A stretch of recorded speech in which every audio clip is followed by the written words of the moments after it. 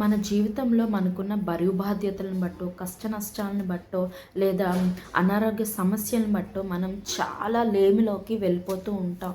అసలు అప్పుడప్పుడు అనిపిస్తూ ఉంటుంది ఏంటంటే, నాకు ఈ చిన్న జాబ్ ఒక 50,000 శాలరీ వచ్చే జాబ్ ఉంటే చాలు, లేదా ఒక 40 ఆర్ 30,000 శాలరీ వచ్చే జాబ్ ఉంటే చాలు. ఏదో నా తల్లిదండ్రులను పోషించుకుంటాను, నా కుటుంబాన్ని పోషించుకుంటాను, ఈ రెంట్ హౌస్లోనే ఉంటాను, ఇంకా నాకు తప్పదు, ఏదో ఒక చిన్న ఉద్యోగం దొరికితే చాలు, లేదా ఇక చిన్న బిజినెస్ నేను స్టార్ట్ చేయగలిగితే చాలు, లేదా నేను చేస్తున్న పరిచయలో ఒక 10 మెంబర్స్ నాకు సంఘస్థులు ఉంటే చాలు, నేను కనీసం చర్చిలో ఒక పాట పాడడానికి నేను నిలవబడినా చాలు, లేదా ఈ ఆఫీస్లో ఈ చిన్న జాబ్ వచ్చినా చాలు, ఒక చిన్న ఇల్లు నేను కట్టుకోగలిగినా చాలు, ఒక రేకులిల్లు పెంకుటిల్లు నేను వేసుకోగలిగినా చాలు, నాకున్న కష్ట నష్టాలకి నాకు ఇంతటితో నేను సరిపెట్టుకుంటాను దేవా అని నీకు నువ్వు అలసిపోయి సొలసిపోయి ఉన్నావేమో. కానీ దేవుడు ఇవాళ నీతో మాట్లాడుతున్నాడు ఏంటంటే, ఎఫ్ఎస్సి 3:20లో దేవుడు మాట్లాడుతున్నాడు,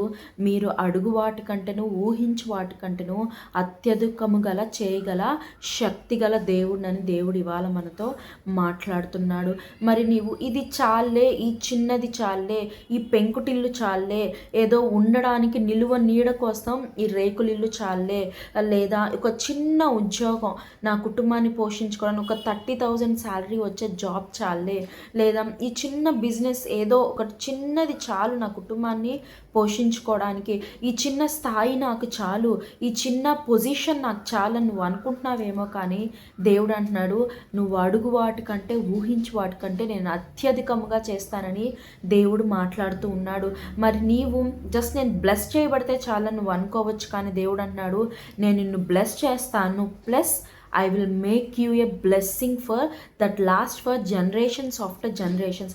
తరతరములకు నువ్వు ఆశీర్వాదకరంగా ఉండే ఆశీర్వాదాన్ని దేవుడు నీకు ఇస్తాడంట. ఎప్పుడు ఆయనకు నువ్వు లోబడి నీవు ఆశీర్వాదాన్ని అడిగినప్పుడు, ఆయనకు లోబడి నువ్వు ఆయన మాట విన్నప్పుడు, ఆయన నిన్ను ఆశీర్వదించడమే కాదు అనేక మందికి ఆశీర్వాదకరంగా నీవు ఉంటావు, జనులకు వెలుగ్గా నీవు ఉంటావు. ఒక చిన్న రేకులిల్లు కాదు, మంచి హౌసే నువ్వు కట్టుకుంటావు, ఒక ప్రాపర్ బిజినెస్ నువ్వు స్టార్ట్ చేస్తావు, నీ విలేజ్లో లేదా నీ ఊర్లో నువ్వు తలెత్తుకునే విధంగా జాబ్ దేవుడు నీకు ఇవ్వబోతున్నాడు. అట్టి విధంగా దేవుడు నీకు నువ్వు ఏ చదువుకోవాలనుకుంటున్నావో అక్కడ దేవుడు నీకు కాలేజ్లో నీకు పొజిషన్ ఇవ్వబోతున్నాడు. నువ్వు ఏదైనా సరే, ఏది కోరుకున్నా ఇది చాలే అని నువ్వు అక్కడ సాటిస్ఫై అయిపోయి ఆగిపోయావో, దేవుడు రెండంతలుగా నీకు ఆశీర్వాదం ఇస్తున్నాడు. నువ్వు అనుకున్న దానికంటే రెట్టింపుగా దేవుడు నీకు చేస్తున్నాడు కనుక దేవుణ్ణి మహిమపరుద్దామా. నువ్వు అనుకున్న దానికంటే ఎక్కువగా ఇస్తున్నాడు కనుక దేవుని స్తుతిద్దామా. ముందుగానే దేవా నువ్వు ఇస్తున్నందుకు స్తోత్రం అని నువ్వు ప్రార్థన చేసినప్పుడు, నువ్వు స్తుతించినప్పుడు దేవుడు గొప్ప కార్యాలు ఇంకా నీ జీవితంలో జరుగుతాయి. మిరకిల్స్ మీద మిరకిల్స్ నీ జీవితంలో జరుగుతాయి.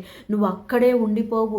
నువ్వు ఒక దేశంకే నువ్వు పరిమితం కాదు, అనేక కంట్రీస్ నువ్వు తిరగబోతున్నావు, గొప్ప సేవ నువ్వు చేయబోతున్నావు, అనేక మందిని దేవుని వైపు తీసుకురాబోతున్నావు. ఒక్క ఆత్మని నేను సంపాదించాలనుకుంటున్నావేమో, కానీ వేల కొలది థౌజండ్స్ నువ్వు దేవుని దగ్గరకు తీసుకురాబోతున్నావు.